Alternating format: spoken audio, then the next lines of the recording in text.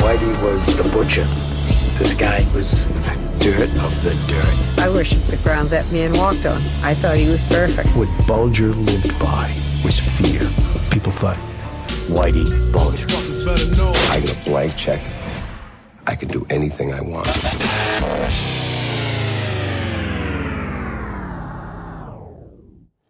Hey, Wax. Yo, what's up, bro? How are you, sir? Good with you, buddy.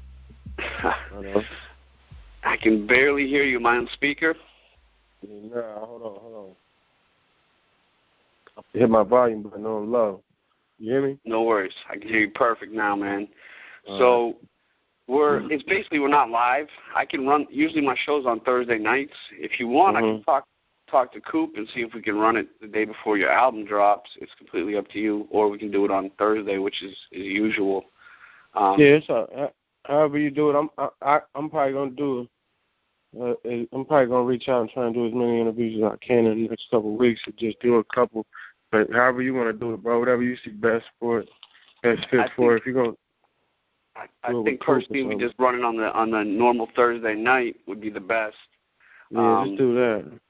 Okay, and then basically, it's real straightforward. Like, my interviews are pretty simple. I like to just get because I do nationwide, I try and get my artists, or the artists I'm interviewing, as much exposure to someone that might not know them. So that's kind of how I base it. So I'm just going to ask you general questions. All right. So I'll just take a pause. I'm going to hop out and just hit the record button, and then I'll be right back in. When I come in, I'll be like, what's up? This is Whitey Bulger calling from the Whitey Bulger Show. Is this AWACS? And then from there, I'll just ask you some simple questions about the music, all right? All right, bro. All right, 1 second here. All right.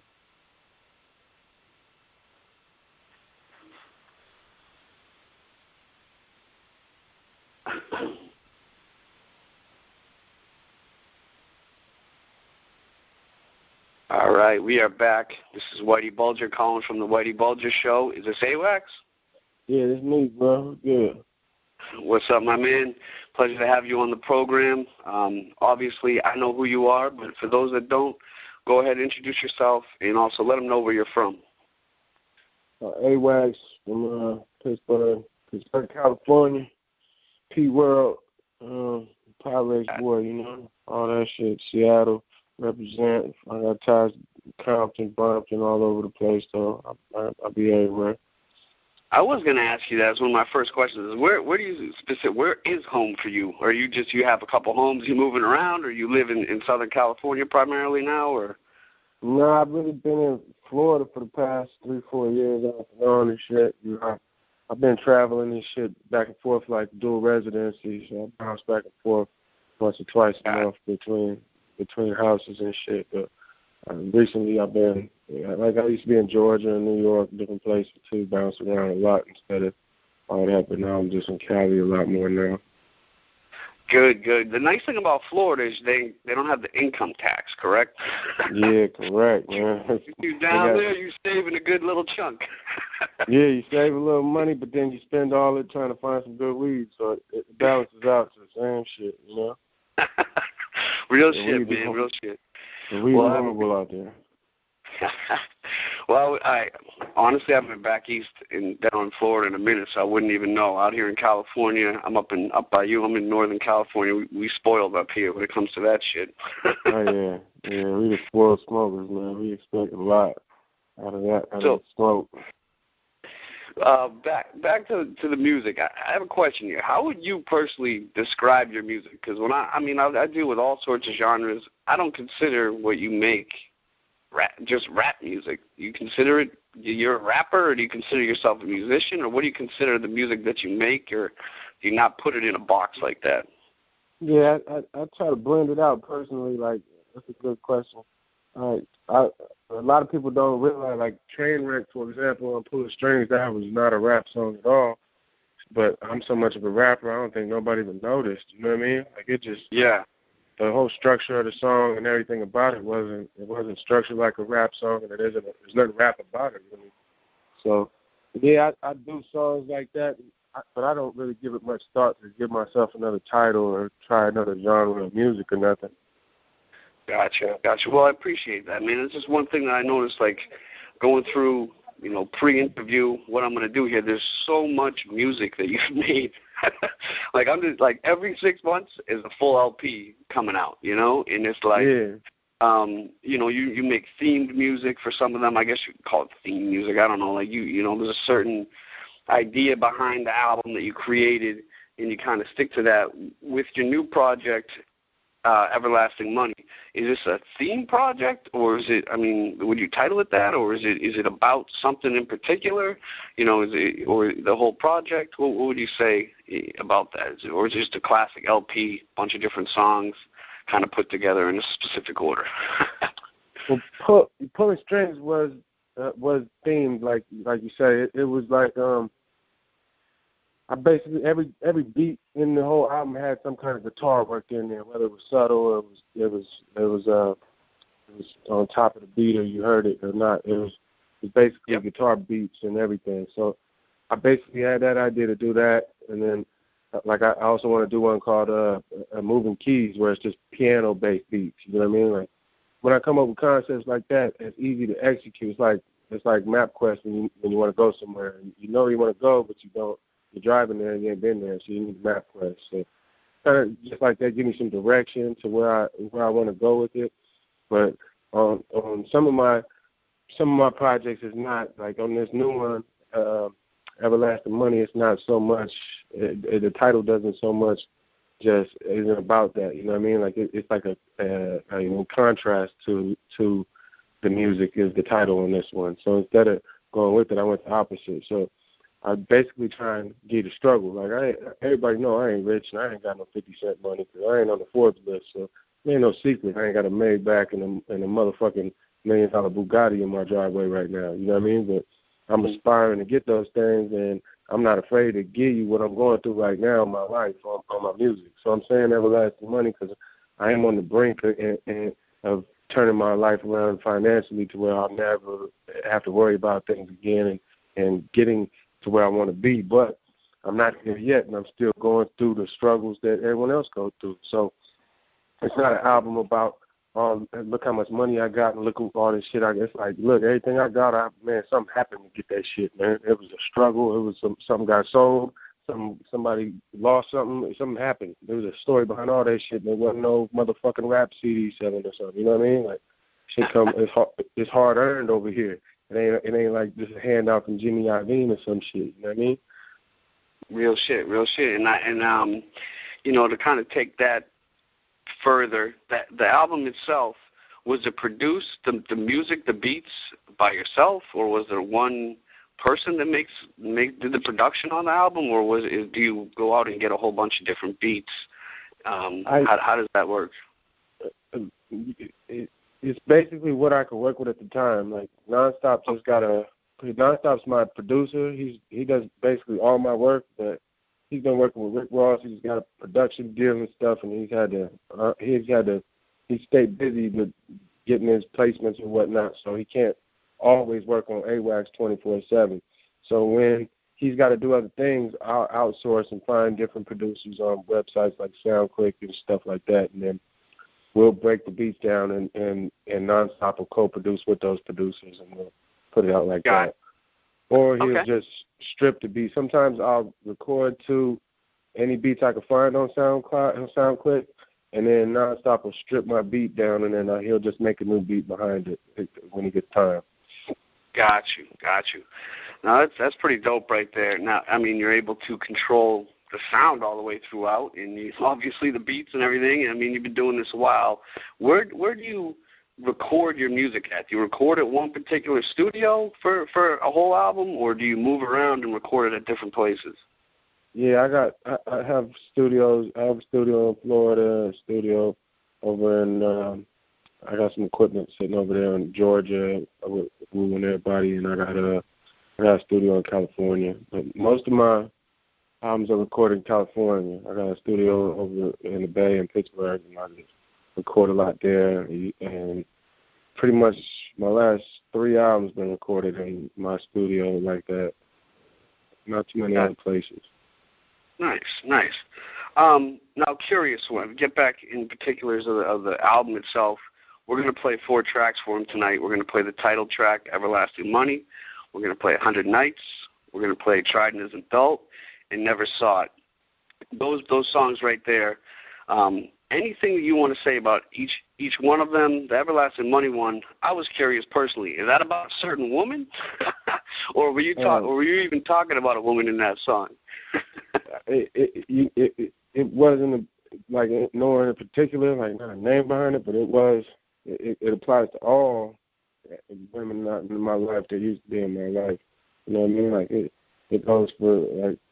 Right now, I'm not seeing idle family members, like ex-girlfriends, old friends that I used to be friends with, people that I tried to help as rappers and try to help them help their careers. Like a lot of people I fall out with, and I share.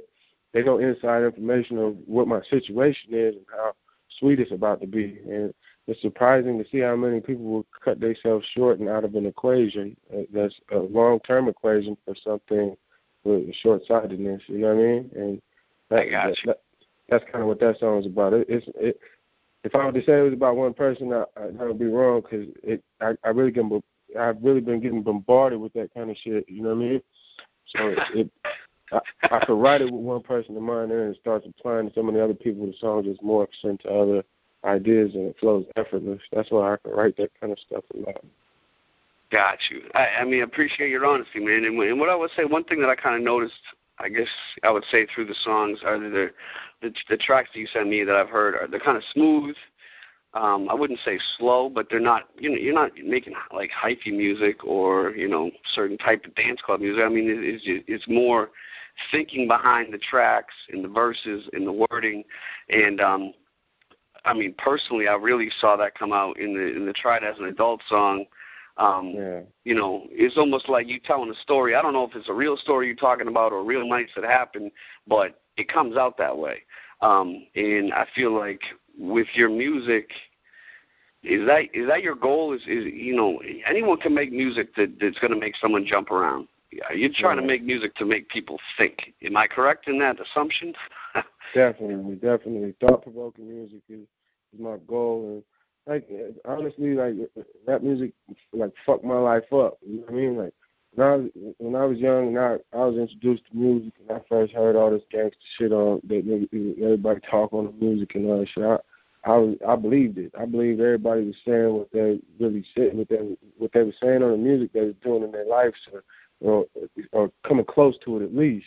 So, like, I don't want to name drop rappers, but when I got out of jail and I started meeting them, and even in jail, I met a couple rappers with CDs out and shit, and I got in confrontations with them in jail and whatnot, because people used to be like, oh, battle rap this guy or something, and then he's from this gang, I'm from this gang, and we just don't like each other anyway. Damn, I got sidetracked, man. No, that's all right. We were basically talking about how the thought-provoking music versus the hyphy or the upbeat. Like, to me, I have a question. Like, do you personally know when you're coming up on a new project, right? You sold 10 or 15 albums, right? 15 projects minimum that you put up for distribution.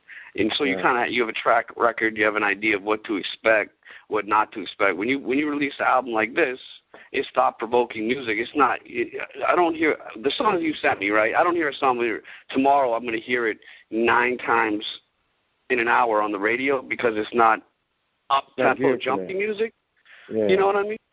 So are you personally taking a shot at saying, hey, I'm going to make some deeper music, but if this shit hits, one of these songs is going to be bigger than that rap song with the hyphy music ever would be, you know?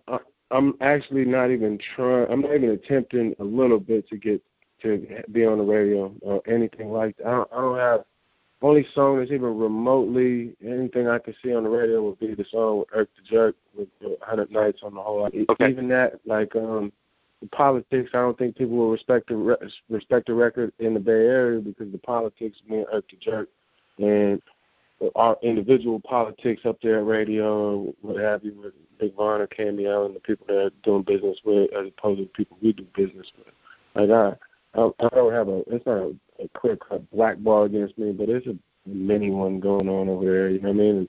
And yeah. Irk doesn't have the best situation over there either. So if we had fucking Chris Brown doing the chorus and Lil Wayne on the remix, we probably wouldn't get too much love if we didn't play the game for some money. You know what I mean?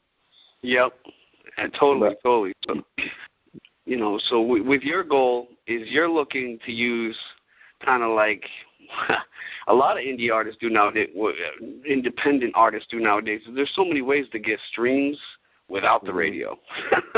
You know, get plays, get spins. You know, get. Go ahead. I'm definitely not interested in spins or sales or none of that. Like, honestly, bro, I'm just a gangster, man. I'm a gangster who rap. I made some bad decisions in my life, some fucked up choices along my life, and I'm trying to redeem myself in life. You know what I mean? Do some right my wrongs and do some good in the world and help my homies and show them a better path than the ways I took and the ways I felt that I had to go. Like, that's what I was saying, and I got sidetracked too. Like, I was misled by rap and believed what people said, and then I took the path I chose because I was just not to be a rapper, but just thinking that that's what the way of the world was. Like, everywhere was turned up like that. Like, listening to rap, it damn near made me think that everywhere I go, I gotta be a certain way. I'm gonna get down. You know what I mean? It's partially true though, and it's like a harsh reality. You gotta wake up quick and grow up quick. You don't get to be a youth. I had to grow up young because I listened to rap so young. When I was introduced to it, it was kind of like I was like, all right, boom. But it then come to find out, most of the rappers talking that shit, they lying. You know what I mean? They ain't really going through that shit, or they go to jail and snitch, do all this shit and mislead people, and that turned my stomach. Like, my whole thing is awareness. You know what I mean? Like, if rap is the news, like everybody say, like you watch the NWA movies, NWA, they were saying they just sharing what's outside their doorstep. Don't just share the yellow tape outside the doorstep. Share the cuffs that come along with it. Share the prison bid and the phone calls that everybody hang up when they call, and the burden that comes along with it. You know what I mean? Show the kids that don't got a father. Show the baby moms that don't got a baby dad. Show the people. Show it all. You know what I mean? Don't just rest in peace. Don't say free my homie, but don't be descriptive about what he's going through. Talk about the homosexuals in the penitentiary and how you're going to be forced to live with them for a number of years. And then think about, do you really want to act stupid in the streets and go there? Like, that's what I want my music to be. Because, like I said, it's hard to describe the negative impact rap had on my life, but it also made such a positive impact in the later years of my life. My early life, and when I was real young and I was a teenager and preteen, it made a negative impact. But in my 20s and now, it's all in positivity for the most part, except for people not understanding it. Like, I try to help too many people in that, and that hurts me. Like, people think it's easy to get on and rap. Like, if I could just do a song with someone and they get on, I do songs with people all day. But it's not that kind of party. Like, when you try to teach somebody the game and say, look, this is how I get my money. I show a lot of rappers that, and they don't understand it because they don't have the hustle in them to go up there and knock on the Rasputin door, or go up there and meet with Walter Zelnick at City Hall and sit in the lobby or even book a meeting. Like, their brain isn't geared to do these kind of things. They want someone to hand it all to them and think that their raps is just like some gold at the end of a rainbow, or someone gonna cash that lottery check or something, you know? Like, real shit. When you're dealing with naive people and people caught up in their egos and what other people tell them, like, you can never progress and go anywhere with them. But it's the one. Some people will sit next to you and just shake their head and won't speak and act like they understand what you're telling them, and then next thing you know, you're in a situation that you didn't foresee coming, because you can't help everybody at the end of the day. You gotta cherry pick and see people who are capable of helping themselves, and then try to help them more. You know what I mean? Real shit, dude. And I'll say this, man. Listening to your music, I was introduced to it through iRock. I know you know iRock. I don't know if I can say he's a friend of yours, but I would speak for you. But bro, iRock's on Pyrex. He's one of my artists. He's my bro. We got a lot of joint ventures we're doing. We're working on group projects, and Rock and Smig is like my brothers, man. It's like my brothers from another color, you know what I mean? And we've been down for a long time. We've been through a lot of things behind the scenes, and had our ups and downs, and always come back to we're a family, and ain't nobody gonna ever get in the middle of us doing our thing, getting money and fucking with each other, you know. Nice, nice. Well, my point for bringing it up is he introduced me really to your music. I'm from the East Coast originally. I came out here. I'd heard of a song or two of yours, and then he, a couple of years ago, he put me on to it, and I've listened to it a lot more. And that's one thing I would say, man, is he told me, he's like, this dude he's straight up, this dude is not going to talk anything that's fake or flossy or, any sort of way jaded. And by listening to this album alone, the 4 tracks you sent me, I know I could feel that. Then hearing you speak about it, man, it's real music, and I respect that for instance, you're talking about the first track, Everlasting Money. People would think, if you go around here looking at rappers, every single one of them is rich, they got bags of money, everything else, and you're honest, you're talking about mistakes. Now you hear these young rappers coming up, and the first thing they're talking about is how they're blinging or this or that, and then I go and meet these people because I rock. When he put me on the distribution. That's what I do in this business. So I started working with younger artists, and to hear someone like yourself laying the path down is really it's refreshing to hear, man, that you're about the music and you're not 100% about the sales. It's not, I got to make this song to make this money. It's I'm gonna make this song to get my point across, and if it makes money, that's great. Yeah, I mean, it's natural for somebody that lacks life experiences to rap about money and jumping around in the club, you know what I mean? Because obviously they can't rap about life experiences. Like, you can't expect Drake to rap about being in the trap with 4 burners working at the simultaneous, you know what I mean? Like, he was on a movie set. We all know that shit, so he can't give that shit authentically. But now, if Future write that shit for him, boy, it's going to sound like some shit. We ain't going to know the difference, you know what I mean?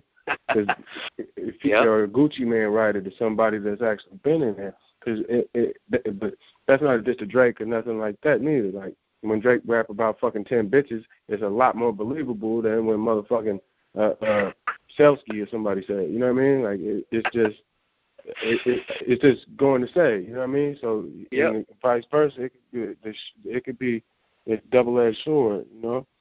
Definitely. Well, man, again, I appreciate you kind of pointing that out. Obviously we're going to hit him with these 4 tracks here. In terms of yourself, your career, what's up with you for the rest of the summer and this fall? Are you going out around to do some shows? Where can people catch you at? And then are we expecting? Oh, go ahead.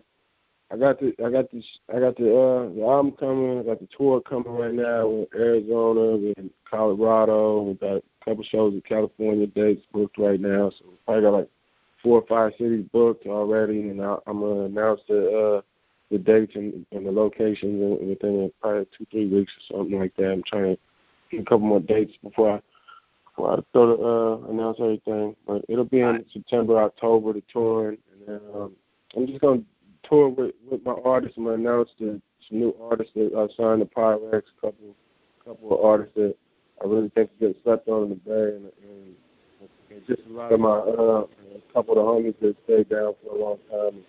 All got big projects coming right now, so I'm gonna help them get their shit together, and then just follow up, man. I'm gonna do a Pulling Strings 2. I'm gonna do a Moving Keys. I got a whole another plan to keep going, start recording albums for next year, and just keep busy. You know what I mean? Nice. Well, I appreciate you coming on the show. Is there anyone you want to give a shout out to, or anything else you want to say before we let you go and drop this new music on them? Oh man, 825, man, Everlasting Money.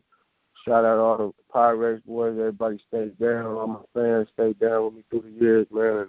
And I hope this new shit don't let nobody down and live up to the standards everybody expects them. Hell yeah. Well, man, I appreciate you coming on the show. Hopefully we can meet each other in person sometime, maybe out on your tour, because I'm always out and around. And tell I-Rock and Smig I said, what's up, man, and you have a great evening, all right? Right on, bro. Right on. I appreciate it. All right, take care, A-Wax.